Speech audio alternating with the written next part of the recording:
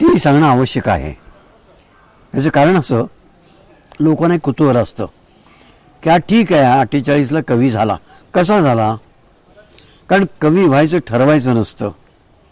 कविता जन्माला आल्यानंतर कळतं की आपण कवी झालो. तशी माझी कविता एका अपघातातून जन्माला आली.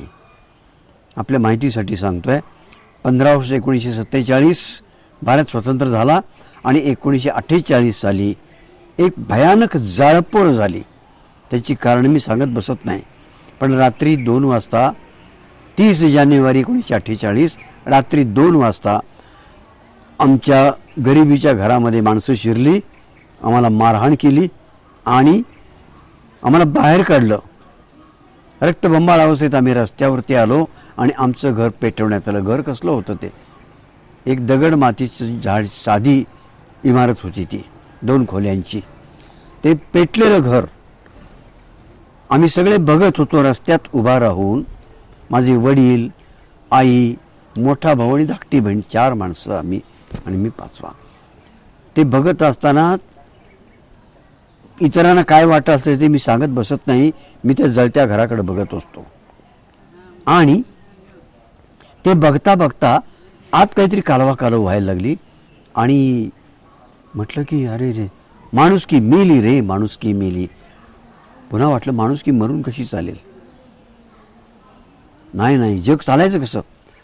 माणुसकीचा वारसदार मेला, धनी मेला, पती मेला आणि माणुसकी विधवा झाली. मानवते तू विधवा झालीस, मानवते तू विधवा झाली. अरे मला हे काय सुचायला लागले वेड्यासारखं? मानवते तू विधवा झालीस. अरे मला काहीतरी सुचतंय, मला राहवत नाही. आता काय करू मी? त्या जळत्या घरात मी शिरलो, जळणाऱ्या कपाटातली जळणारी वही काढली आणि जे सुचत होतं ते वहीवर लिहून काढलं. मध्यरात्रीच्या काळ्याकुट्ट अंधारात पांढऱ्या शुभ्र कागदावर त्या ठिणग्यांची अक्षर झाली जणू काही. अक्षरांनी ओळीचं रूप घेतलं, ओळीने कवितेचं रूप घेतलं. ती माझ्या आयुष्यातली पहिली कविता. मानवते तू विधवा झालीस, मानवते तू विधवा झालीस. तुझा नाथ अखंड तपस्वीच तो, एक धर्मात्मा, एक कर्मात्मा, एक महात्मा. देवाघरचा जीव देवाघरी गेला, त्याची चिता पेटली म्हणून काय जग पेटलं?